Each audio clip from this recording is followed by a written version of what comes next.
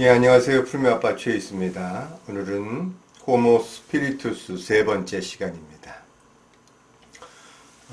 오늘 다룰 내용은요, 영적 정보와 수행이라는 2단원입니다.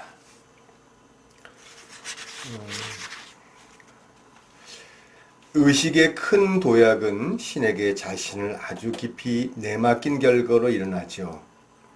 이는 우리 사회에서 받아그친 사람들한테 볼 수 있습니다. 고집, 자부심을 내맡기면 변형이 일어납니다. 물론 의식의 그 큰 도약이 사랑에 의해서 그 사랑, 자신이 사랑임을 깨닫는 그 순간에 의식의 큰 도약이 일어납니다. 그러나 사실 그 사랑을 맡고 있는 여러 요소들을 대면하고 거기로 가는 데 있어서의 많은 시간들이 걸릴 수 있는데요. 근데 어느 경우에 이 의식의 큰 도약이 일어나냐면 굉장히 큰 고통 속에서 그 고통을 더 이상 지우고 있지 않을 때, 더 이상 지우고 있는 것이 불가능할 때, 그때 모든 것들을 그냥 내맡겨버리는 이런 단어를 순복이라는 단어라고 씁니다. 그러니까 일어날 것들을 일어나도록 일어날 우주가 이미 일으킬 수 있었던 모든 그런 것들에 대한 부분들, 그러니까 그건 우리가 알지 못하는 부분들입니다. 이제 그런 부분들이 나에게 일어나도록 내맡김으로써, 그럼으로써 큰 도약이 일어나더라는 거죠. 되게 이 고통이 크면 그 고통 속에서 고통에 대한 멸이 일어납니다. 고통을 소멸시키는 그 놓아버림이 일어나고, 그리고 난 다음에 열반에 들게 되죠. 자, 이렇듯 많은 의식 수준이 갑자기 초월될 수 있습니다. 이는 오랜 기간의 극심한 내적 고통 끝에 오는 일이 많죠. 진정한 회개는 측정된 의식 수준이 크게 뛰어오르는 것을 입증합니다.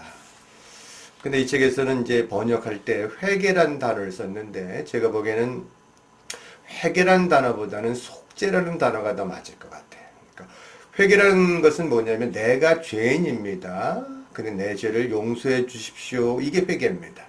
그러니까 내가 죄인이라고 이미 인지를 해버리고 나면 그걸 용서를 빌어도, 외부에 대한 용서를 빌어도 사실은 내 죄라는 그 의식은 더 분명하지 사라지진 않습니다.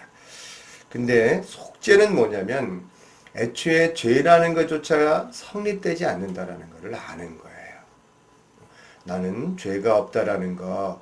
사실 우리는 죄와 실수를 자꾸만 혼동하는데, 이 죄라는 것은요, 사실 의도가 나쁜 겁니다. 그러나 우리가 어떤 일을 할 때 의도가 나쁜 것은 없습니다. 그러나 실수는 모르니까 하죠. 그래서 우리는 모르나이다 이런 단어를 씁니다. 아이들이 이렇게 물을 이렇게 기울이다가 쏟습니다. 쏟죠. 우리는 이걸 이렇게 기울이면 쏟는 걸 압니다.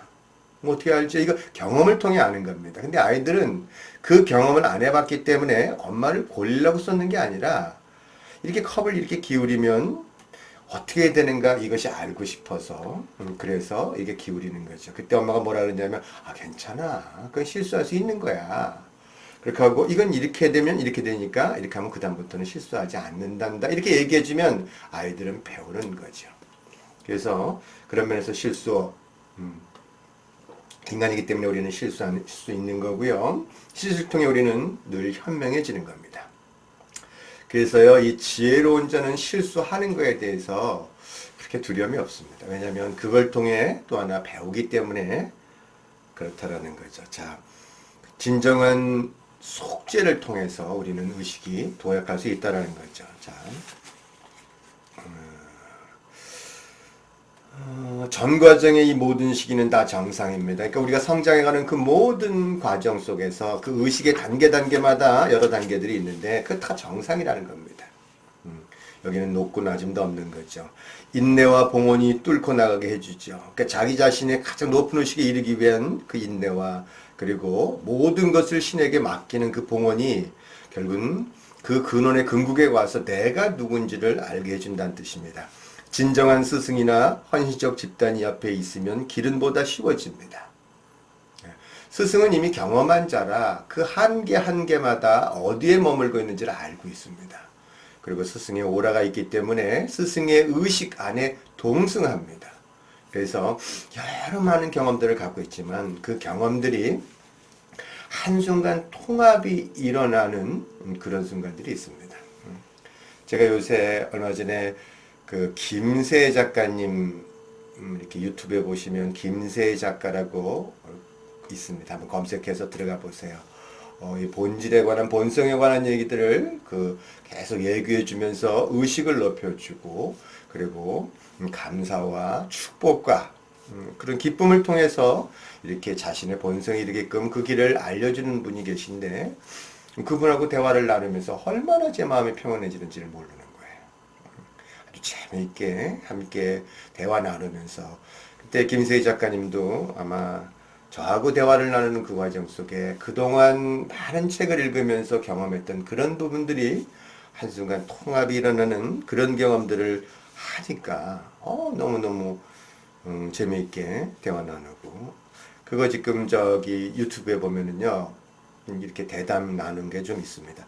저는 개인 방송이 이렇게 영향력 있는지 몰랐고요. 유튜브가 그리고 옛날에 제가 무슨 뭐 MBC니 뭐 이런 그 방송국 갔을 때는 그 제한된 틀에서 얘기를 나눠야 되기 때문에 내 표현을 못 하겠더라고요. 근데 김세희 작가님하고 하니까 그건 이렇게 나 자신을 표현할 수 있고 또 핵심에 관한 부분들을 얘기할 수 있기 때문에 많이 감사하다는 얘기 그리고 고맙다는 눈물도 많이 흘렸다는 얘기도 많이 들었습니다. 참 스승이 있거나 헌시적 집단이 옆에 있다라는 거.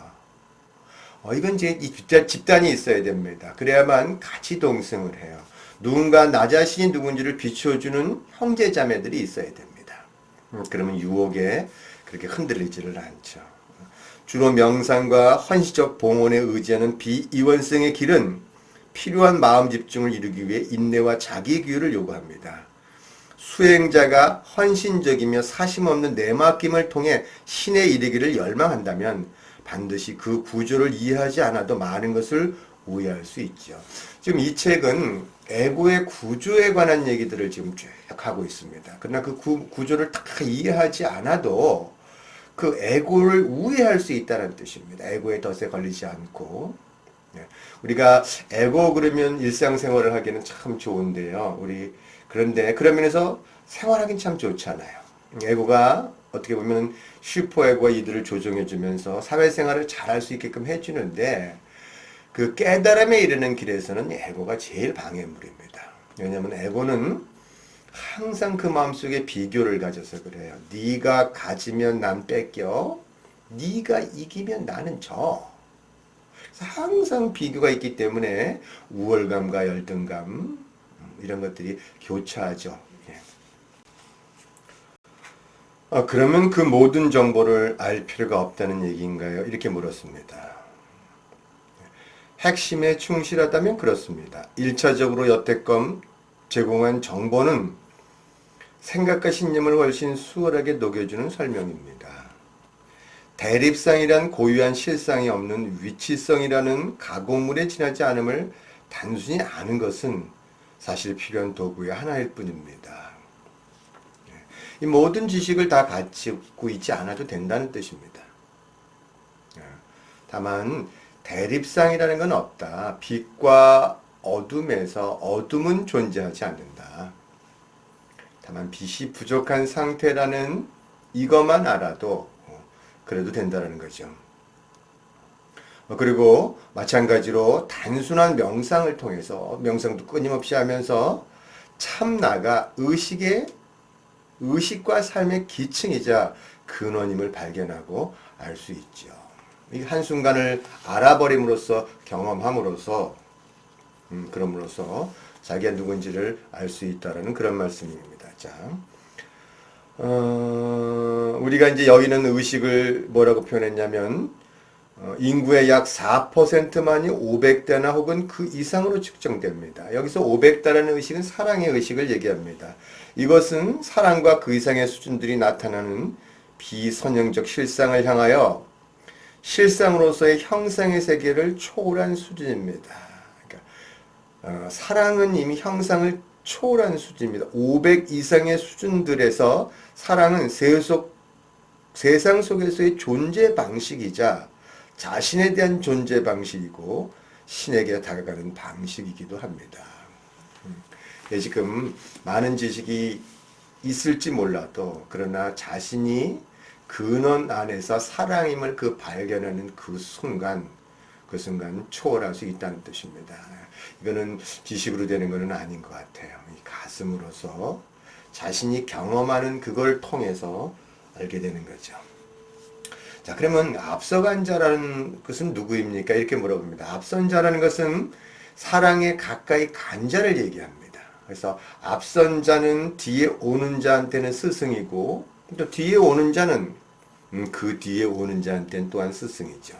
자, 앞선 자는 이렇게 봅니다. 구도자는 저 밖이라든가 이 안이 없다는 것을 알고 있고 그래서 벌어진 모든 일에 책임집니다. 바깥과 안에 이미 그 이분법적 사고를 초월해서 모든 것들이 지금 어디 있느냐면 자기 안에 있다는 걸 알기 시작하는 거죠. 일어나는 것처럼 보이는 모든 일은 사실은 이전에 안으로 여겨졌던 것 속에 들어있는 것을 나타내고 있다는 자각이 들기 시작합니다. 그러니까 세상에 보이는 모든 것들은 투사를 통해서 내 안에 있는 것들이 투사된 거죠. 근원은 어디 있냐면 자기 안에 있다라는 걸, 그래서 자기 스스로 선택했기 때문에 모든 것에 관한 자기 책임을 지려 합니다. 그래서 투사하려는 성향은 해소됐죠. 사실 우리가 이 투사라는 단어를 썼는데 투사는 내 것을 감출 때 바깥에서 보입니다.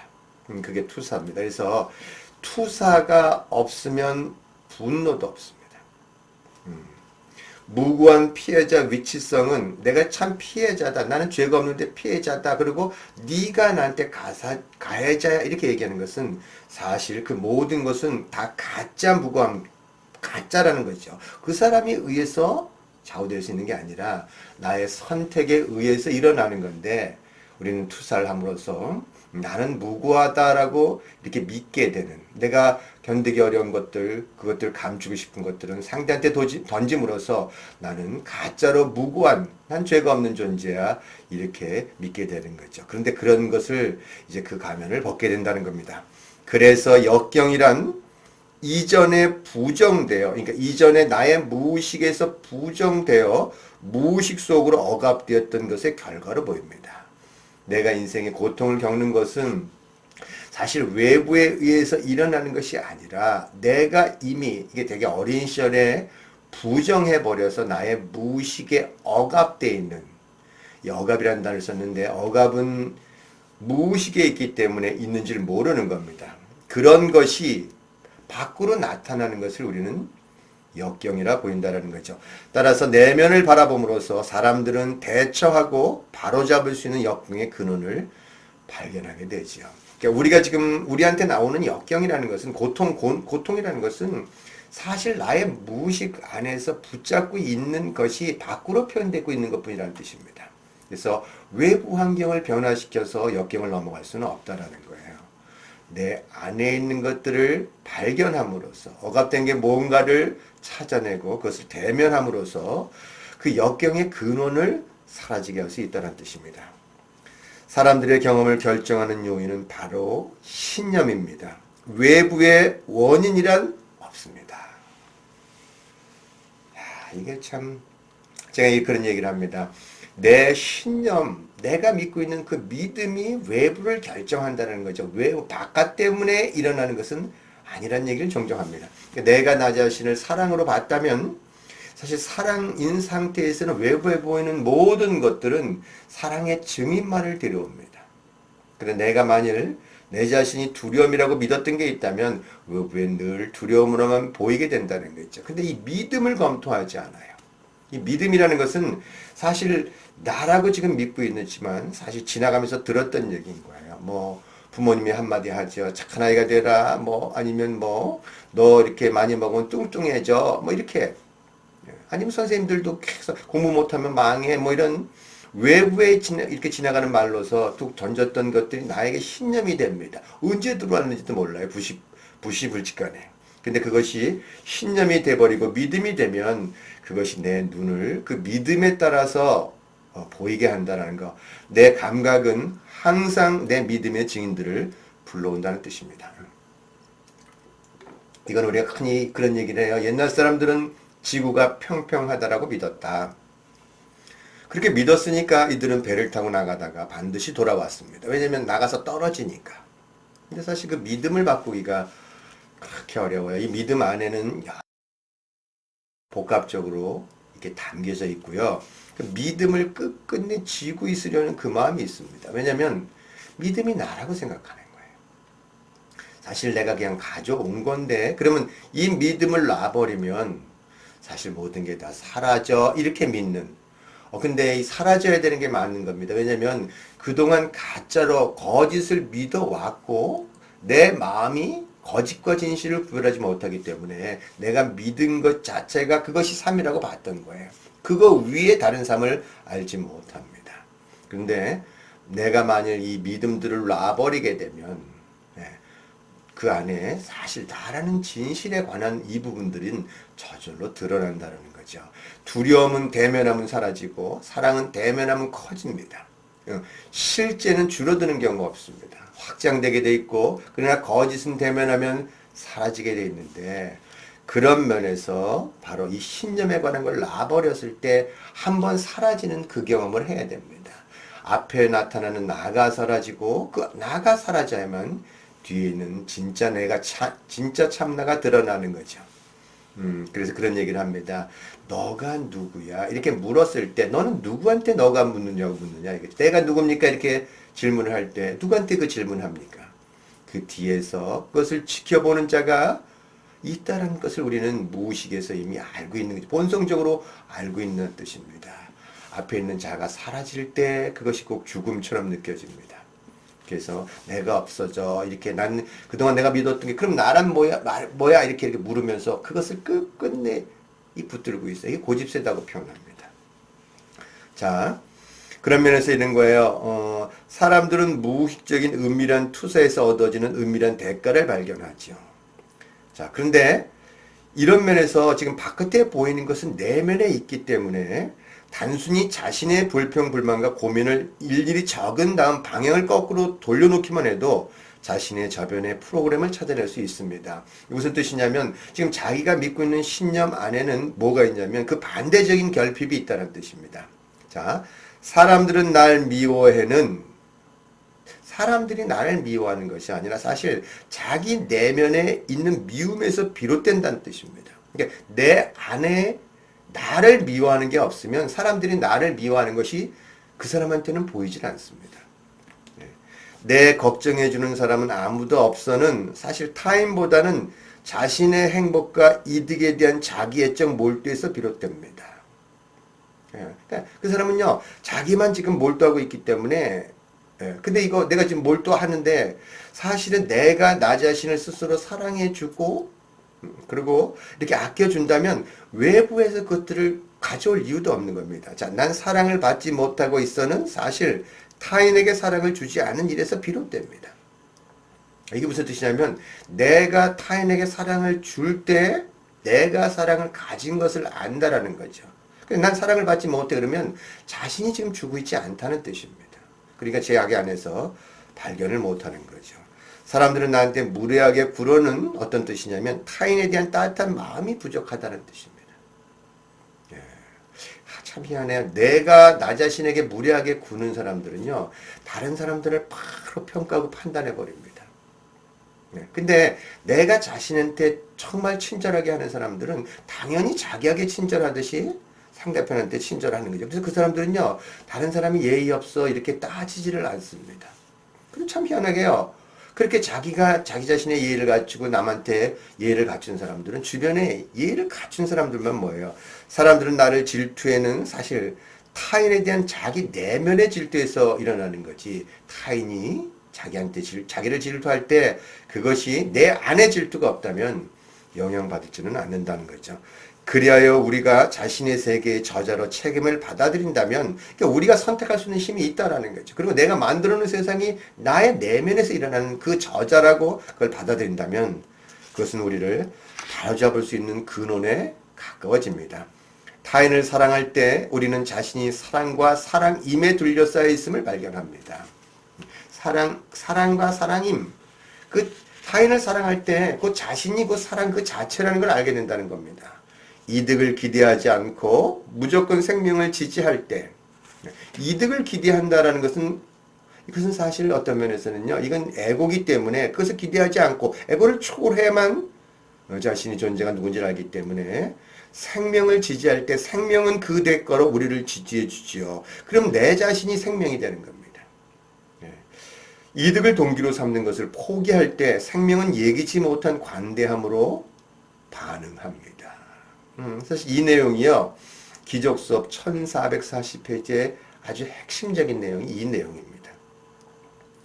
그래서 이 책 호모 스피리투스와 기적수업은 읽다 보면 내가 지금 기적수업을 읽고 있는지 내가 호모 스피리투스를 읽고 있는지 혼동스럽습니다.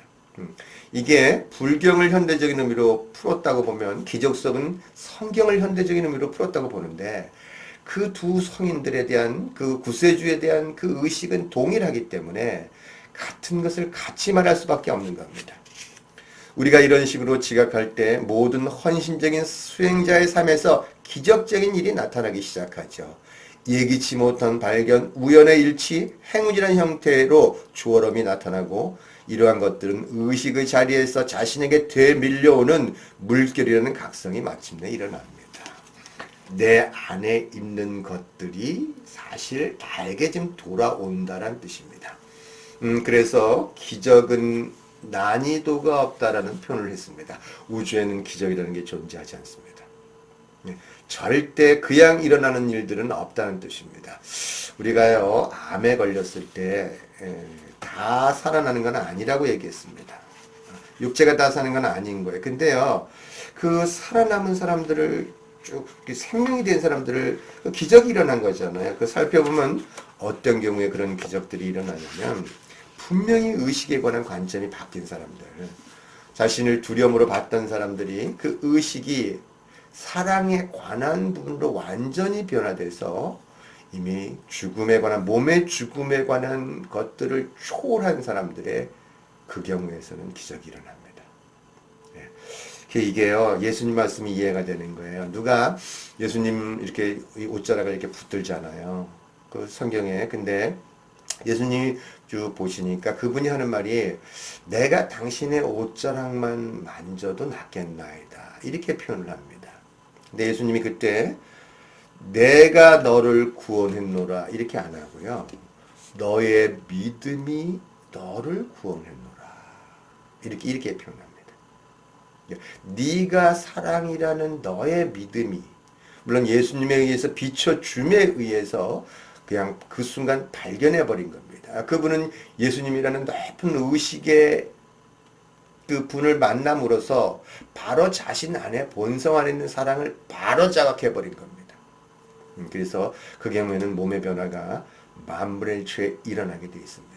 대개요, 몸이 차가울 때 암이 많이 발생한다는데 자신이 죄인이 되면 몸이 차가워져요. 그러니까 분노가 많으면, 분노가 사실은 이 안에서 분노를 누르는 에너지가 크잖아요. 그리고 분노가 많은 사람들은요, 마음이 차가워집니다. 그러니까 마음이 차가워지면 몸도 차가워져요.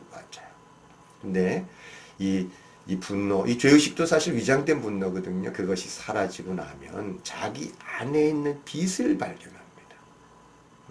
그 빛을 딱 바로 찾는 그 순간에, 빛은 사랑이잖아요. 그 경우에 몸이 탁탁해지는 경우들을 저는 굉장히 많이 봤습니다.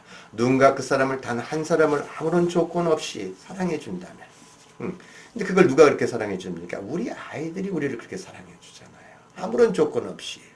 그러므로서 우리는 아이를 키우면서 과연 내가 누구인지를 알아가게 되는, 그래서 아이들은 우리한테 항상 누구로 오냐면 스승으로 온다, 이런 뜻입니다. 자, 여기에는 스승에 관한 얘기가 나오네요. 입증된 스승이나 입증된 길에 믿음을 갖는 것과 신에게 헌신하는 것은 단순성으로 충분하도록 해줍니다. 어떤 것이 됐든 단순하고 기본적인 영적 진실을 무조건 따르면 장애는 해결되는 것입니다. 이게요, 많은 이게 의식 안에서 이거 고민할 필요가 없습니다. 그러니까 정말 단순한 것들, 그 단순한 거에 대한 그 믿음, 그거를 아무런 조건 없이 따른다는 거죠. 그러니까 사랑을 할 때 너는 공부를 잘해서 사랑을 하고 너는 돈을 많아서 사랑하고 너는 나한테 뭘 해줘서 사랑하고 이것이 아니라 그 존재에 관한 그 자체를 내가 사랑하겠다라는 선택. 그러면 그 안에서는 이것이 굉장히 일관되게 적용되면 뭐를 안 보이냐면 차이를 보지 않습니다. 누가 그런 얘기를 해요. 아버님은 좋은 일만, 좋은 것만 말씀해 주신다는 거예요. 그래. 그냥 좋은 것밖에 얘기할 수밖에 없는 게 있어요. 왜냐면은, 여러분이 좋은 거니까, 여러분이 좋으니까, 여러분 사랑이니까요. 그 눈에 보이잖아요. 네. 육체를 넘어서 그 안에, 그 의식 안에, 근원에 들어가면 그걸 경험한 자는 그거 외에는 다른 게 보이는 게 없기 때문에 당연히 그 안에 그 사랑으로서 반응해 줄 수밖에 없다는 뜻입니다. 자, 진심으로 자신을 다 바쳐 주의 종이 되고, 진심으로 다 바쳐 주의 종이 된다는 뜻은 주는 사랑입니다. 그 종이 된다는 그 뜻은 그 격차가 있는 것이 아닌 거예요. 그 주의 사랑을 나의 것으로 받아들인다는 거죠. 그리고 그분의 뜻이 무엇인지를 묻는 것으로 충분합니다. 그분의 생이 어떻게 생을 살았는가 그렇게 묻는 거예요. 당신이 어떻게 그 생을 그렇게 살게 됐습니까? 그 묻는 것만으로도 그 답은 반드시 말할 필요조차 없이 저절로 드러나죠. 영적이라는 것은 그저 하나의 의도를 뜻합니다. 우리가 영적을 참 어려워해요. 영적하고 종교는 좀 다릅니다. 종교는 어떤 교단을 갖게 되잖아요. 거기에는 많은 에고들이 움직이는데 영적이라는 것은 자기가 사랑이라는 뜻입니다. 말이 영적이죠. 사실 어떻게 보면 가장 간단하고 단순한 거예요. 자기가 그 사랑 그 자체다. 이거를 아는 거예요. 이거에 대한 믿음이 있는 겁니다. 믿음이란 단어를 썼습니다. 이거는 설명할 수 없는 영역이기 때문에 믿음이란 단어를 쓰는 거죠. 자, 쭉 나오는데요. 이제 보세요. 그러려면 뭐가 있었냐면 자기가 사랑하는 걸 알려면 시비분별이 없어야 돼 마음속에요. 자, 수준을 설정하는 것은 의식의 본성을 이해하는 데 방향과 맥락을 제공하기 위해서입니다. 지금 여기서는 뭐 사랑의 의식, 예를 들어서 뭐 죄의식의 의식, 수준을 이렇게 설정하는 것은 사실 이게 무슨 뭐 이렇게 분리돼 나간 건 아니란 뜻입니다. 다만 마음이 어떤 방향으로 갈 것인가, 그 맥락이 무엇인가를 알기 위해서 이런 얘기를 하는 거예요. 이건 언어상으로서 그렇게 전달할 수밖에 없는 겁니다. 빨주노초 파란보 그랬을 때 이게 어느 게 더 높아라고 얘기할 수 없는 겁니다. 그러나 우리는 에고는 빨리 알아들을 수 있죠. 자, 이거 위에 이거 저거 위에 그러면 알아들을 수 있기 때문에 그 과정, 에고를 과정 통해서 사실은 에고를 이렇게 이제 초월하게 되는 이 과정들을 거쳐가는 겁니다. 자, 사람은 내면의 정직성을 통해 자신의 우세한 태도와 위치성들을 확인함으로써 자신의 의식 수준을 상당히 정확하게 평가할 수 있습니다. 이거 금방 알 수 있는 거예요. 누구를 사랑합니다 이런 단어가 나오는 게 되게 꺼리끼다 이렇게 나오잖아요. 그럼 너 당신을 사랑해요 이 단어보다는 이렇게 말하는 것보다 누구를 미워해요 라는 이런 말이 나오는 게 더 쉽다면 사실은 아직 온전한 배려 깊은 사랑이 이런 건 아니라는 뜻이죠. 그러니까 사랑을 막고 있는, 방해하고 있는 어떤 그 방해물들이 내 안에 한계들을 가지고 있다는 것을 아는 겁니다. 이걸 누구한테 물어볼 필요가 없는 거예요. 자기한테 물어보면 되는 겁니다. 누구 미운 사람이 있어? 네. 그 다음에 내가 지금 감추고 싶단 말이죠. 네. 감추고 싶다는 얘기는 아직도 내 의식 안에 지금 수치심이 있다는 뜻이잖아요. 그럼 내가 막 자랑하고 싶습니다. 자랑? 자기 사실을 있는 그대로 얘기하는 건 자랑이라고 얘기하나요? 그러나 나의 근거가 외부에 있는 겁니다. 나 이렇게 돈 많아. 나 이렇게 돈 많아. 배웠어. 난 영적으로 이렇게 뛰어나. 이렇게 다른 사람 좀 알아봤으면 좋겠단 말이죠. 알아봐주는 걸 감사하는 거에 대해서는 뭐라 그런 건 아니죠. 그러나 내가 나 자신을 부족하다라고 지금 믿고 있기 때문에 내가 그렇게 외부를 통해서 뭔가를 가져오려 한다면 나의 의식은 아직도 자부심에 머물고 있다라고 자기 자신의 내적 성실성을 통해서 정확히 알 수 있다는 뜻입니다. 그래서 우리가 항상 화가 나 있거나 불의를 본다면 이는 분노 자부심의 수준이 적당할 것이다 이거죠. 불의. 저 사람 세상을 바로 잡아야 돼. 이런 사람들은 사실 자기 안에 있는 분노가 있는 겁니다. 그냥 분노는 분노예요. 그건 정의로움이 아닙니다. 난 세상을 바꿔야 돼. 이럴 이유가 없습니다. 세상은 자기가 보는 그런 세상이 아닌 거야. 내가 나 자신만 의식이 성장해서 내가 사랑만 되면 되는 거예요. 이걸 우리한테 가장 이렇게 아주 모델로서 알려주신 분이 있습니다. 예수님의 의식이 사랑의 의식에 이르렀기 때문에 2000년이 지난 오늘날 우리도 그분을 본받고자 합니다. 아마 예수님만큼 이 세상을 변화시킨 사람은 없을 거예요. 정의롭다는 것은 어떻게 보면 그 안에 분노를 쥐고 있는 거예요. 사실 부모가 사회이기 때문에 부모에 대한 분노를 표현 못하기 때문에 사회에 대한 분노를 표현하는 거예요. 그래서 정의를 주장한다. 난 이렇게 정의롭다는 주장하는 이런 사람들이 있잖아요. 나중에 보면 망신당한 일이 옵니다. 왜냐면 거기는 평가와 판단이 들어가는 거예요. 남을 공격하고 판단하고 평가한 자는 반드시 자기를 분리시켜놓은 자입니다. 그래서 언젠가는 수치심을 당한 일들이 온다는 말이 그 말입니다. 타인을 평가하지 마세요. 평가할 수 없다는 걸 아시라는 뜻인 거죠. 평가가 불가능하다는 것입니다. 심판은 신의 것이다 이런 표현을 씁니다. 좀 더 의식이 깊어진다면 그 신의 것이라는 얘기는 인간은 모르기 때문에 내가 누구를 알려면 그 사람들을 다 깊이 알아야 됩니다. 그 생에 어떻게 살았는지를 전부를 알아야만 사실 판단하고 평가할 수 있는데 그건 불가능하잖아. 이게 지성의 것을 감당할 수 없는 거죠. 그거를 모르는 거예요. 우리는 모릅니다. 우리는 몰라요. 그게 진실입니다. 근데 어떻게 평가합니까? 그 평가는 나중에 카르마에 의해서 신에 의해서 그 균형된 무게추에서 전 우주의 어떤 그 균형의 결과라서 그것이 나오겠죠.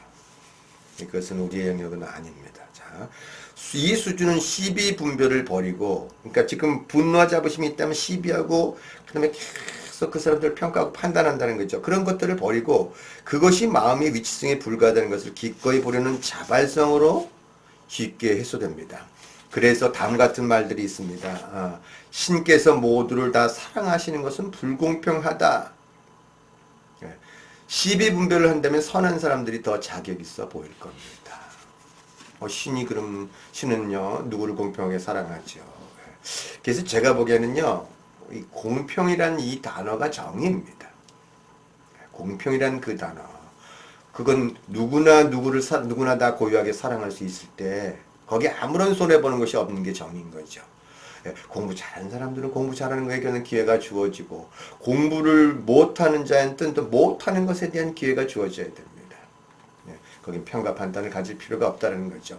왜냐면 그 사람이 만일 빨리 나가려 할 때는 빨리 나갈 수 있는 기회를 줘야죠. 늦게 가는 충분히 늦게 가면서도 배울 수 있는 그런 기회가 공평하게 주어져야죠.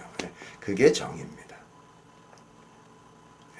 영적으로 자격 있는 것 같은 것이 있습니까? 이렇게 영적으로 자격 있는 게 어디 있습니까? 자, 정의라는 거 우리가 정의라는 것은 사실 우리 인간이 정의는 우주 본질의 한 성질로서 우주에 내재해 있습니다. 전부를 감싸고 무시간적이며 무한한 의식장 안에서는 모든 것이 다 노출되죠. 그 결과는 자동적이고 자연 발생적이며 창조의 구조 그 자체에 의해서 보장됩니다. 누구나 의식 진화의 학습 복선상 어딘가에 위치해 있고 각 수준마다 고유한 특성이 있습니다. 우주는 우리가 이 진화의 가는 과정 속에 우리는 우리의 말과 행위를 통해서 진화의 어느 지점에 머물게 되어 있습니다. 그리고 그 말과 행동을 통해서 나중에 그것이 전 우주에 결합된 걸 통해서 내가 만일 다른 생을 선택한다면 거기에 맞는 배움에 주어지는 그런 기회들이 다시 오겠다는 뜻입니다. 자, 여러분 이거는 영혼은 선택과 선별을 통해 자신의 운명의 저자가 됩니다. 이게 카르마입니다. 모든 영혼이 자신과 일치하는 차원에 이끌리죠. 영적 선택에 대한 반응으로 영적 모순이 나타날 수도 있습니다. 지금 푸르미 교육을 하는 분들은 배려 깊은 사랑에 관한 부분들에 좀 끌려서 왔습니다. 그리고 그 집단을 이루게 되고 그 말과 행동이 배려 깊은 사랑에 관한 것들을 그걸 배우고자 왔기 때문에 그걸 실천하고 행동합니다. 그런데 그렇다면 배려 깊은 사랑을 가로막고 있는 여러 요소들은 당연히 그렇지. 지금 내가 믿음이 배려 깊은 사랑에 이르지 못했기 때문에 당연히 그것을 갖고 있는 모순들, 수치심이 있다면 그 영적 그 모순들이 나타나게 돼 있다라는 거죠. 예를 들면 구도자가 사랑과 기쁨을 원할 때 그와 같은 의도가 그것을 맡고 있는 모든 장애를 표면으로 끌어올리면서 오히려 사랑과 기쁨이 나타나는 것을 방해합니다. 참 이거죠. 여러분 아이를 있는 그대로 사랑으로 키웠잖아요. 그러면 그 아이들의 빛이 너무 강해집니다. 그럼 그 아이들은 부모를 뭘로 비추냐면 빛으로 비춥니다. 근데 내가 아직도 나 자신이 빛이 아니라고 믿고 있는 그런 것들은 당연히 다 드러나게 돼 있다는 뜻입니다. 그래서 초등학교 들어가기 전까지 그렇게 아이를 잘 키웠던 엄마들이 초등학교에 들어가면 이미 뭐에 관한 한계를 갖냐면 공부에 내가 어린 시절에 우리 부모가 나를 비췄던 공부에 관한 그 한계들 있죠. 그거를 다 만나게 되어 있습니다. 여러분 만일 엄마가 그 상처에 관한 한계를 대면하고 거기서 나오지 않으면 아이를 있는 그대로 그 사랑하기가 쉽지 않아진다는 거죠. 자, 사랑과 평화와 사랑의 자신을 봉헌한 이들은 잔인하고 사랑하지 않고 미워하는 치유받아야 할 모든 것을 무시로부터 자동으로 끌어올립니다. 예. 그래서요, 이 교육을 쫓아왔던 사람들은 그런 얘기를 합니다. 아, 나 괜히 알았어. 나 괜히 여기 들어왔어. 몰랐다면은 내가 그냥 모르고 했을 텐데, 알았으니까 안 갈 수도 없고. 근데, 끌어올린 모든 것들을 대면하려니까 고통스럽고 힘들고, 그래서 피해 가고 싶어. 이렇게 회피하는 분도 있습니다. 그러나 10년이 지나든 20년이 지나든 간에, 한번 이 생에서 회피를 할 수 있지만, 이미 한번 들었던 말이기 때문에, 그것은 언젠가는 그 상태에 이르게끔 우리는 거기에 갈 수밖에 없다는 거야. 자, 이는 그런 것들에 대한 시비 분별이 연민으로 바뀌고 이제 더 이상 그런 것들을 시비 분별하지 않고 인간의 조건에 대한 이해를 갖고 그래서 연민, 전 인류를 사랑하는 그 마음으로 바뀌고 용서가 그 자리에 들어설 때까지 경획을 초래할 수도 있죠. 용서가 그 자리에 들어선다. 여러분 용서라는 것은 더 이상 나를 괴롭히지 않고 나를 벌주지 않는 겁니다. 그것은 무지했기 때문에 몰랐다라는 걸 알아버린 거고 그리고 그 감정들을 더 이상 붙잡고 있지 않고 이제 놔버리겠다는 뜻입니다. 예, 이것은 다른 사람을 용서하는 것이 아니에요. 내가 나 자신을 용서함으로써 내가 이제 두려움을 더 이상 쥐고 있지 않겠다. 내가 분노를 더 이상 쥐고 있지 않겠다. 예, 내가 나를 괴롭힘으로써 당 상대한테 기쁨을 주지 않겠다라는 그 믿음 자체를 포기해버리고요. 놔버리고 항복해버리고 이제 내가 나 자신을 있는 그대로 그 진실을 찾겠다는 그 선택의 용서입니다. 그래서 제가 용서하라는 거, 근데 뭐 용서 안 되면 평생을 안 해도 되는 거잖아요. 뭐 어떡합니까? 그것이 그 의식에 이르지 못했고, 우리가 신이 아니기 때문에. 그런 자체도 그렇게 용서 못한 나 자신도 받아들이라는 뜻입니다. 자. 결국은 그런 것들이 사랑과 기쁨을 가로막고 있었던 것입니다. 그래서 사람은 이용 가능한 영적 도구를 통해 그런 장애가 해소되기 위해 표면으로 올라오는 것에 감사할 수 있게 돼 있죠. 이거요. 여러분 저는 제가 제 인생에서 가장 어떻게 보면 극적인 사건들이 뭐냐면 제가 자부심이 있었습니다. 그래서 푸른 낙원 굉장히 컸을 때 제가 어떤 상황이 있었냐면 자부심은 망신당할 일이 온다 그랬잖아요. 정말 무릎을 꿇고 제가 사죄하고 용서를 구해야 됐던 그런 시간들이 있었습니다. 제가 그 경험을 통해서 짐승처럼 울어야 됐던 시간도 있었고 근데 그때 그 사건 가장 수치스러웠는데 그때 그 수치심을 겪음으로써 그것을 놔버리는 그런 상태가 됐을 때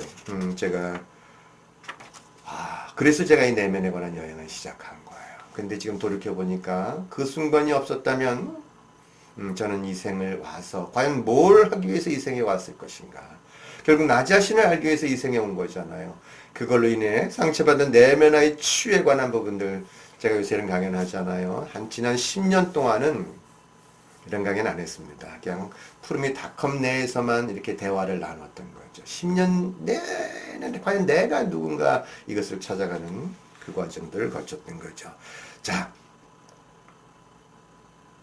장애를 뚫고 나가는 이 영적 과정은 때로 고통스럽게 느낄 수도 있지만 고통은 다만 일시적입니다. 고통이라는 건 바로 그 순간을 겪는 거잖아요. 여러분 그거 길어봤자 고통이요 20분 이상을 넘지 않습니다. 그 감각을 겪는 거에 대해서. 두려워하지 마세요. 회피할 필요 없습니다. 슬픔은 우세요.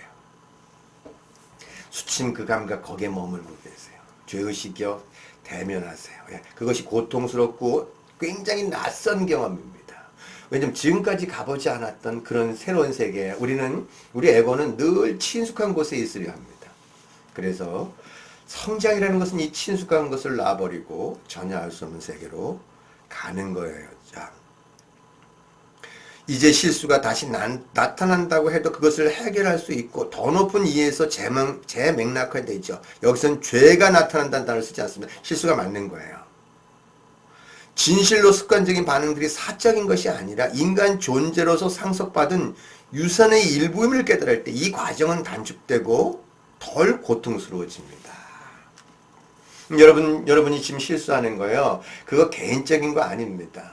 우리는 이미 태어날 때서부터 에고라는 것들을 받았다는 뜻입니다. 에고는 사실 몰라요. 실수할 수밖에 없습니다. 그것은 나만 받은 게 아니라 전 인류가 받은 겁니다. 우리는 이 에고를 용어상 원죄라고 자꾸만 표현을 하는데요. 그건 제가 보기에는 아닙니다. 그래서 당연히 이 에고는 살아남기 위해서 반응하는 존재였다는 겁니다. 누구나 다 반응합니다. 반응이 훨씬 더 빨라요. 왜냐면 에고의 가장 기본이 몸이 생존하긴 그 기제이기 때문에 그런 에고가 몸의 생존을 넘어서 근원에 이르는 것까지는 알지 못합니다. 자, 반응하는 존재라는 거예요, 이거. 이걸 우리가 받아들인다는 거죠. 그러니까 내가 왜 이래서 이 개인적인 것이 아니라 인류가 그렇게 실수할 수 있다라는 걸 받아들이는 겁니다. 그러나 우리는 우리 자신의 에고이지만 이 에고를 초월하는 것에 관한 부분도 이미 알고 있을 만큼 우리의 의식은 이미 그만큼 진화되어 있다라는 거죠. 자, 우리는 사고 패턴의 구조와 내용을 그것의 기원과 더불어 받아들일 때 우리는 그러한 것이 예측 가능하다는 것을 알 수 있습니다. 우리 이제 에고를 알게 되면 그 다음에 에고를 초월할 수 있다는 거예요. 진정한 참나는 보이지 않으며 분별할 수 있는 어떤 특징도 없습니다. 참나에는 묘사할 수 있는 성질이 없을 뿐더러 그것은 어떠한 형용사의 주어도 될 수 없죠. 참나는 그저 있을 뿐입니다. 동사와 부사, 형용사 넘어에 있습니다. 참나는 뭔가 행하지도 않습니다. 근데 우리는 이 참나를 감지할 수 있을 만한 그런 의식이 있다는 뜻입니다. 조금만 더 할게요. 지금 시간이 많이 걸리지만 이거 뭐 자,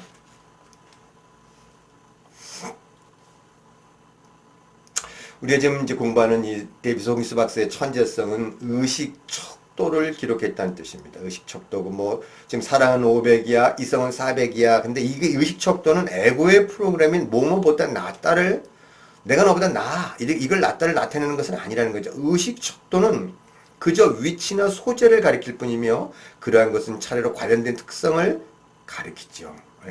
큰 나무는 작은 나무보다 낫지 않습니다. 그래서 의식 수준은 학습 곡선상의 한 지점과 의식의 진화의 한 단계를 표시하죠. 삶의 기쁨은 어떠한 수준에서든 그 수준의 잠재성을 실현하는 데서 옵니다. 매 수준마다 그 수준에 따른 보상이 있으며 그러한 보상은 각 개인에게 사실상 동일하게 느껴지죠.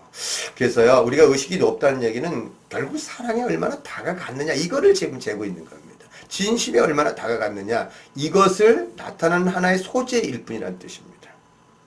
400이 500보다 높아 이런 것들에 대한 이 높고 낮음을 표현하는 것은 아니라는 거죠. 자, 뭐라고 표현되어 있냐면요.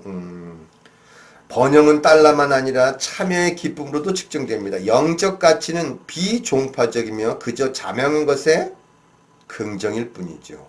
이런 단어. 영적에는 종파성이 없다는 뜻입니다. 땀이 좀 나네요. 그 비종파적이라는 거죠. 그래서 종교 안에 분열될 게 없다는 뜻입니다. 그리고 영적이라는 것은 그저 지금 있는 그대로 자명한 것을 긍정하는 거죠. 자, 여기서 영성이란 단순하게 말하면 기왕 인간의 모든 미덕을 이루는 것이고 종교는 분파적이며 따라서 비민주적인 겁니다. 역설적으로 종교로부터의 자유가 종교의 자유를 가능하게 합니다. 여러분이 종교를 비난하는 거 아닙니다. 그러나 종교 안에 파벌을 갖지 말라는 뜻입니다. 종교 안에 분열을 갖지 말라는 뜻입니다. 종교가 네 종교가 내 종교보다 나아. 이렇게 얘기하지 않습니다. 예. 여러분 이 종교에 관한 이 부분들 그렇다고 뭐 사이비 종교와 그렇지 않는 종교에 대해서 이거 뭐 알지 말라 이런 뜻이 아닙니다. 사이비 종교는 분명히 착취가 있습니다.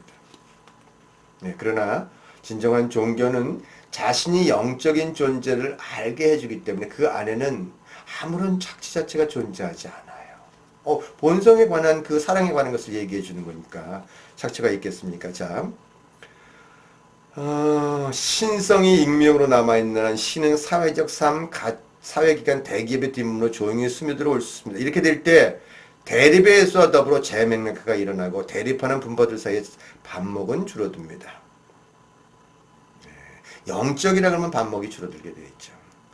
친절함 그리고 타인과 타인의 복지에 대한 관심은 기업의 최상의 기업 활동입니다. 이제는 기업도 영이라는 것에 대한 것들을 도입하고 싶으니까 알고 있는 거예요. 기업이 사실 이득만 추구했지만 이제는 이 타인에 대한 복지에 대한 관심이 사실 최고의 기업을 만든다는 거죠. 여기서 그런 얘기 나와요. 이게 기업 안에서 그런 것들을 조금 더 이렇게 고려한 기업들이 세계적인 기업이 된다는 뜻입니다. 자, 그러면 어떻게 우리가 이 안에 이런 것에 이룰 수 있는가? 여기서 이제 수행하는 방식에 대해서 좀 마음의 길을 가기 위해서는 의식의 어떤 측면이 훈련되어야 합니까? 이렇게 그 수행의 방식을 얘기했는데, 우리가 이제 이 길, 우리가 근국에 관한 것에 이를 때 두 가지 방식이 있습니다. 하나는 가슴의 길이 있습니다. 가슴의 길. 이것은 무조건적인 사랑에 의해서 가는 길입니다. 이건 우리가 말한 대로 성인의 길을 가는 거죠. 테레사 수녀 같은 분들은 성인 있잖아요. 그분들은 어느 누구도 사랑의 조건을 걸지 않고 그 가슴의 길을 갔던 분이고, 근데 이제 우리가 이렇게 이제 선사라고 얘기하죠. 정말 이게 그 마음의 길을 굉장한 어떻게 칼날 같은 훈련을 통해서 결국 궁극에 이르는 그런 길을 가는 그런 분들이 있죠. 이 마음의 길을 갈 때 그때 이제 굉장히 중요한 것 중에 하나 그 방법 중에 하나가 이 명상입니다. 명상. 근데 명상은 여긴 두 가지가 있는 거예요. 하나는 초점을 거기에만 맞추는 방식입니다. 그러니까 내용과 맥락이라는 단어 안에서 내용과 맥락은 상대적이거든요. 그래서 이 초점을 내용에만 맞춰서 그거 외에 다른 것들은 안 보는 방식. 이런 방식이 하나 있고, 두 번째 명상의 방식에서는 초점을 맞추지 않고 그 주변에 있는 맥락에 관한 것에 모든 의식을 맞춤으로써 그냥 흘러가도록 놔두게 하는 방식이 있습니다. 자, 첫 번째 수행은 초점을 맞추지 않은 관상적 방식인데, 여기서 초점은 주변 시야에서 주변 시야로만 이동합니다. 그게 뭐냐면 어떤 것에도 초점을 맞추지 않고 그냥 모든 것 전체를 그냥 지켜보고 있는 그런 겁니다.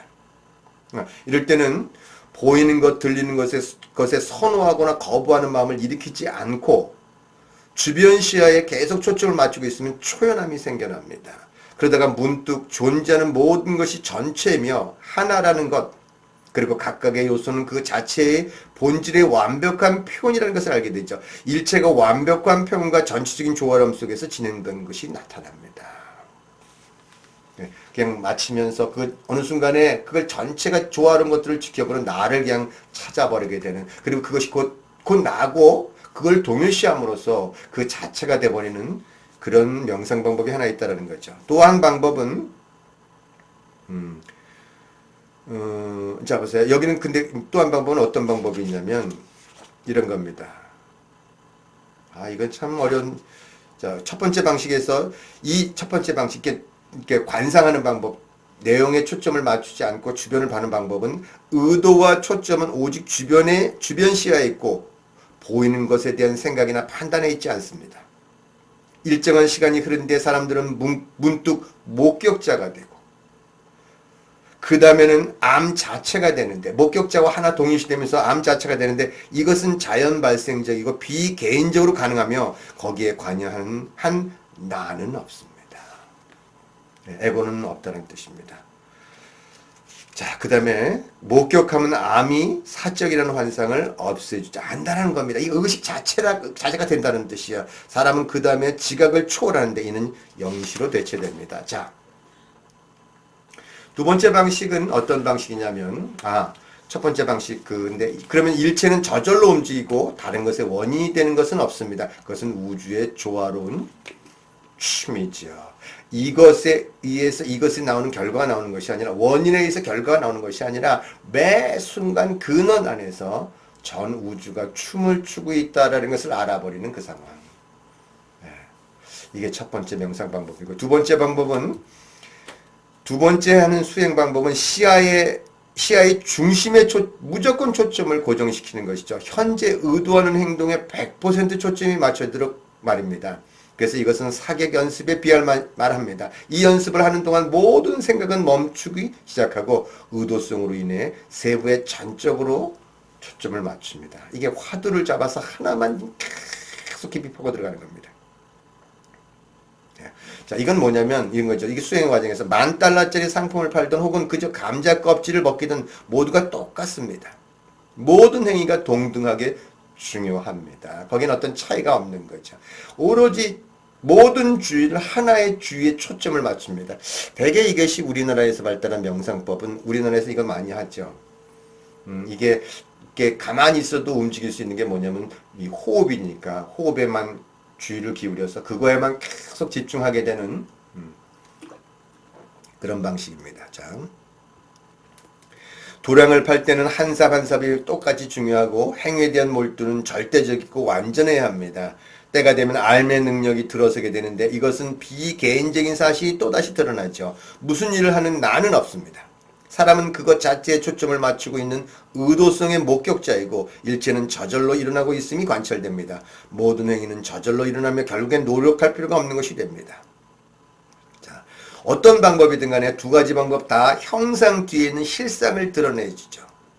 우리가 지금 형상은 에고가 형상만 집중하거든요. 뒤에 있는 그러나 에고를 넘어가는 그 실상을 드러내주죠. 육체는 더 이상 나로 생각되지 않고 그림 속의 또 다른 물체와 같은 것이 됩니다. 그냥 육체가 육체일 뿐이란 뜻입니다. 그러한 삶은 운동이나 달리기와 같은 노력을 할 때 저절로 일어나는 일이 많습니다. 한정하는 신념의 장벽을 돌파할 때 행위는 갑자기 수월해지고 저절로 일어나게 됩니다. 이런 일은 또한 육체 노동을 할 때도 생기죠. 저항을 놓으면 사람들은 힘들지 않고 계속할 수 있습니다.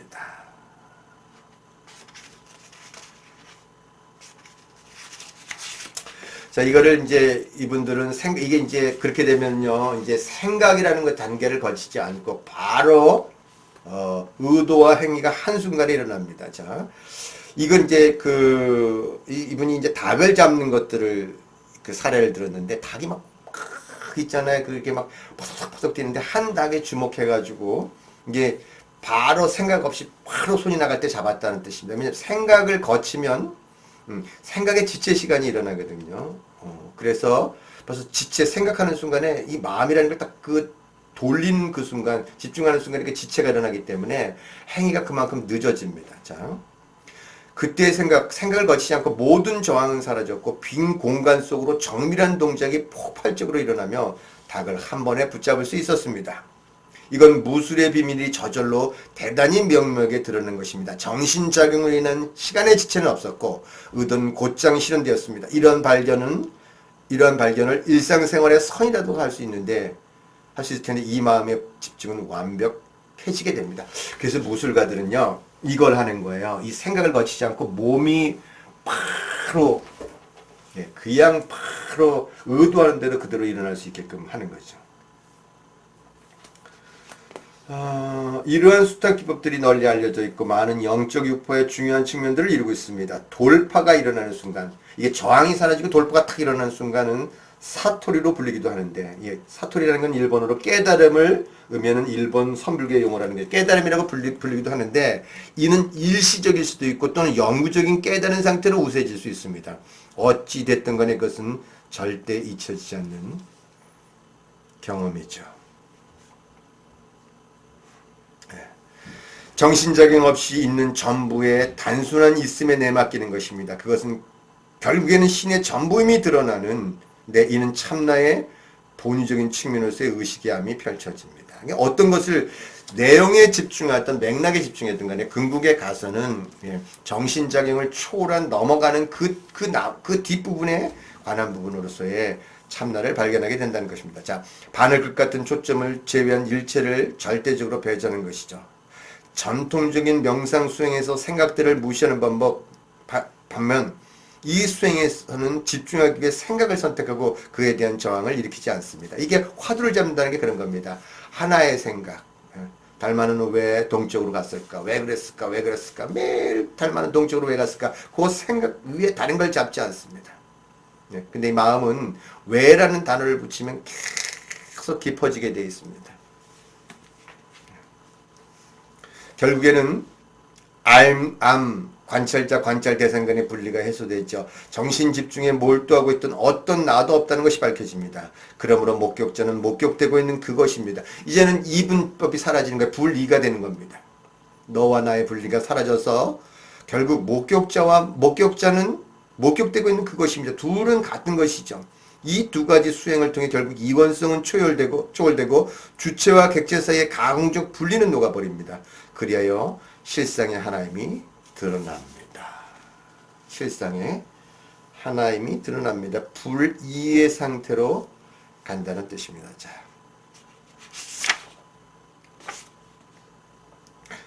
모든 명명은 기대를 불러일으키고 이 기대는 그 다음에 제한, 장벽, 이루거나 얻어낼 환상적 목표들이 됩니다. 명상의 목표를 설정하는 것은 있는 그대로의 내가 되자 혹은 긴장을 풀기 위해 힘껏 더 노력하자는 목표를 세우는 것과 마찬가지입니다. 이건 역설이죠.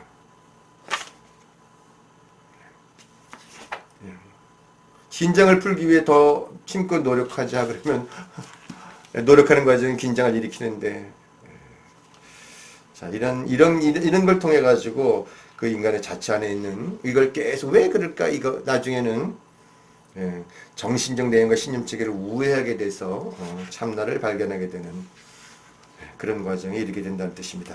제가 75페이지까지 하고 싶은데 시간이 너무 많이 지나. 조금만 더 할게요. 예, 그렇게 하고 한 단어를 마치겠습니다. 자, 그렇습니다. 맹목적 믿음, 가르침의 진실성, 스승의 온정성 외에 단순한 수행에 대한 본과 충실함이 필요한 전부입니다. 믿고 신뢰할 줄 아는 제자들은 바르게 진보합니다. 이거 믿음이 있어야 돼. 이 스승에 대한 믿음. 스승을 딱 발견했다면 스승에 대한 믿음이 있어야 됩니다. 스승은 그동안 굉장히 많은 것들을 그들이 찾았지만 그 통합되지 않는 경험에 관한 하나의 통합을 줍니다. 자, 그래서 이들이 정말로 구하는 이 구도자가 지금 여태껏 많은 지식을 가졌지만 정말 모르는 것들은 정말로 구하는 것은 그동안 배워왔지만 한 번도 경험하지 못한 실상에 대한 내적 경험입니다. 이러한 현상은 대개 구도자가 자료를 머릿속에 쌓아두었지 그것이 아직 주관적인 경험이 될 만큼 무르익지 않았다는 사실을 의미합니다. 목표를 이루기 위해서는 그저 더 열심히 공부하면 된다는 우리 사회의 교육이 자로잡고 있죠. 지성이 더 이상 유용한 도구가 아니라 이제 장애라는 각성과 더불어 구도자는 가슴의 길을 통하든 혹은 의식의 길을 통하든 즉 마음의 길을 통하든 마음을 초월함으로써 신에 이르는 보다 또렷해지는 길을 가는데 필요한 성숙함에 도달합니다. 자, 스승이 하는 역할은 이겁니다. 스승의 오라가 주관적인 경험으로의 정보의 변형을 촉진한 힘이 있음을 의미하죠. 진정으로 깨달은 스승은 오라를 통해 제자의 내용이 멘탈체에서 좀 더 높은 영체로 들어가도록 빛을 비추고 활성화시켜주는 고에너지의 맥락을 제공합니다. 스승의 빛 비춤은 위의 빛은 은총의 힘을 통해 지적 데이터가 주관적이고 개인적인 경험으로 변형되는 것을 촉진하는 데 있어서 필요한 활성화를 제공합니다. 이거는요, 지금 내가 책을 읽고 남의 얘기를 쭉 들어왔습니다. 그런데 어느 날 그 남의 얘기가 아니라 나의 이야기라는 것이죠. 내 경험 안에 있다는 것을 확 경험하는 그 순간들이 있습니다. 그것이 언제 일어날지는 몰라요. 그러나 스승이 있다면 그 길을 굉장히 빨리 갈 수 있는 그런 과정들인 거죠. 자, 그래서 어떤 상태에 있느냐 이거죠. 마음과 가슴의 일과 마음의 길을 동시에 가는 것은 정말로 간단합니다. 그것이 그 중심 시야이든 주변 시야이든 시선이 닿는 일체의 것을 무조건 사랑하겠노라고 결심함으로써 가슴의 길을 거기에 더합니다. 이것은 쓰레기통조차 사랑하는 법을 배워야 한다는 것을 의미하는 거죠. 자, 제대로 본다면 쓰레기통은 사랑스러울 뿐만 아니라 아름답고 완벽합니다. 사랑을 가로막는 모든 장애는 제거되기 위해 포면으로 떠오릅니다. 마음은 낡은 쓰레기통을 혐오스러운 곳으로 보는 유일한 이유가 마음의 선천적 프로그래밍 때문임을 깨닫고 되도록 교육받아야 합니다. 자, 쓰레기라는 것은요, 사실 내 마음이 정신적인 쓰레기라고 지금 정의를 해버린 거죠. 예. 어떤 거냐면 쓰레기에 관한 이 부분들은, 자, 근데 사실은 쓰레기가 아니라 수박 껍질이라는 것을 알게 되는데 식탁 위에 놓여있는 동안 그것은 음식이라고 불렸습니다. 그러나 쓰레기통 속에서 모습을 드러내자 불현듯 신비스럽게 무슨 영문인지 쓰레기라는 이름으로 바뀌었죠. 우리가 여기서 대한 만물에 대해서 그 온전한 사랑으로 본다면 그 안에 이제 쓰레기라는 것에 대한 그 이름을 붙이고 그것을 판단하고 평가하지 않는 그런 겁니다. 자, 이것이 제가 항상 하는 말이 꽃이 피기 전에도 아름답고 핀 후에도 아름답고 피고 난 후에도 아름다운 거야. 여러분은 이미 완벽합니다. 여러분은 지금 그 참나의 완벽함을 가진 그런 존재이기 때문에 이것들이 보는 눈을 가지고 있다면 원래 있는 것들이 발현되고 있을 뿐인 거죠. 그 안에는 이미 부족한 건 없습니다. 모르고 있는 거예요. 자, 만물의 사랑스러움을 보려는 내적 의도를 갖게 되면 존재하는 모든 것은 그 자체의 온전성과 정체를 가지고 있다는 것과 모든 것은 인류에 대한 봉사로 말미암아 동등하게 존중받아 마땅하다는 각성이 출현합니다. 코모도 도마뱀이 이렇게 걷죠. 이렇게. 얼마나 아름다워요. 존재의 아름다움이 있잖아요. 위치성을 놓으면 존재하는 모든 것의 가치와 사랑스러움을 그 모든 표현 속에서 볼 수 있게 됩니다. 그들은 다 뭐를 하냐면 다 인류를 위해 봉헌합니다. 여러분, 물고기가 큰 물고기와 작은 물고기를 잡아먹습니다.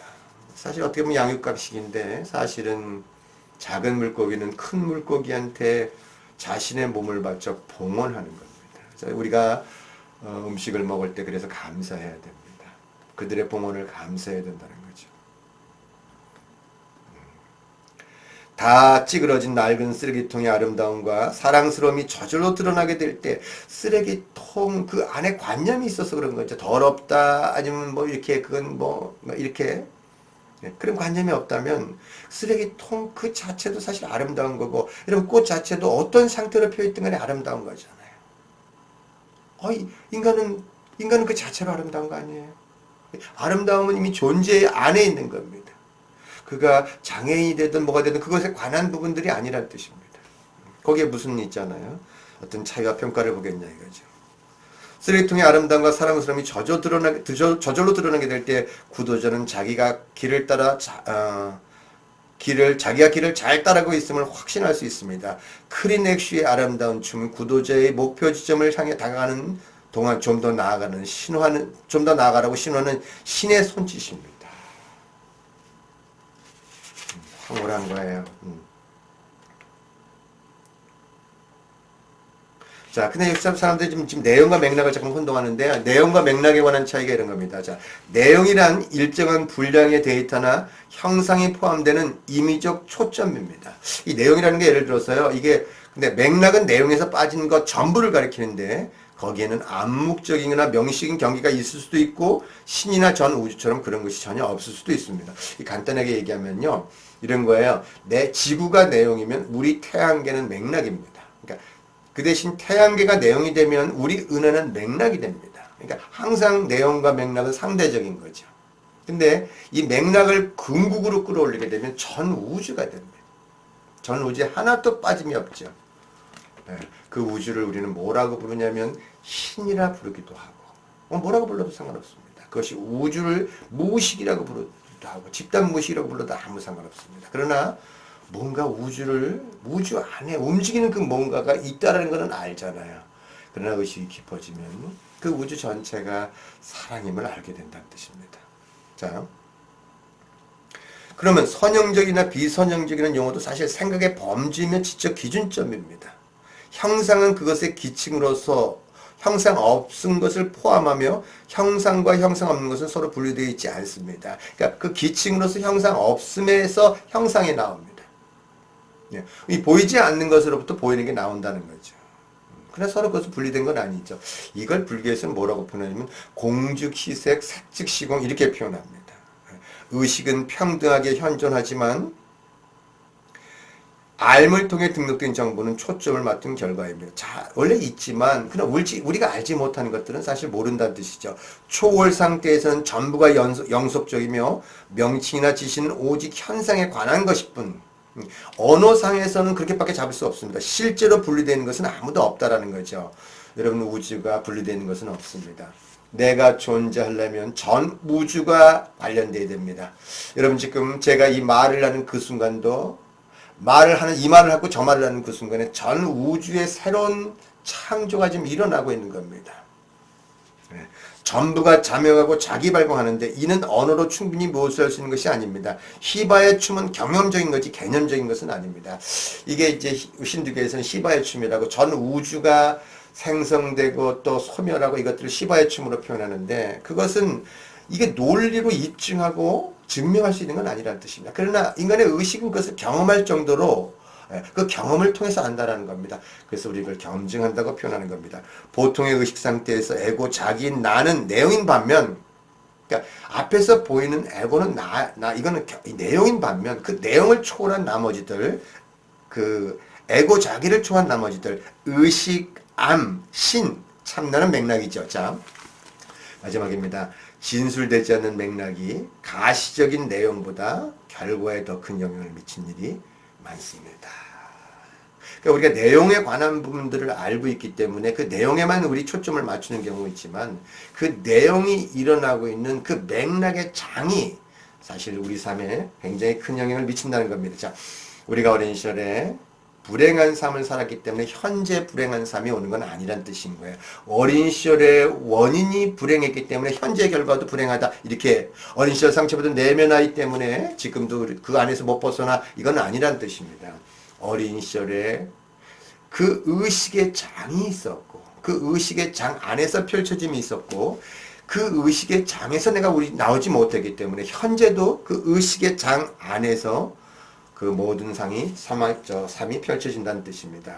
결국 우리가 스승을 만나든 집단을 만나든 간에 그 의식의 장이 만일 의식의 장이 죄의식과 수치심에서 배려 깊은 사랑의 장으로 만일 바뀐다면 그 배려 깊은 사랑 자랑 안에서의 삶 자체가 다시 펼쳐질 수 있다는 뜻입니다. 그래서 원인도 없고 결과도 없다. 오직 근원만이 있을 뿐이다. 이렇게 표현하는 겁니다. 오늘은 1시간이 넘는 강연이었습니다. 예. 한 장 한 장 끝내려니까 그렇게 쉽지는 않지만 충분히 시간 가지면서 읽어주는 방식으로 그리고 제 코멘트를 하는 그 방식으로 지금 가고 있습니다. 자, 시청해 주셔서 고맙습니다. 마치겠습니다.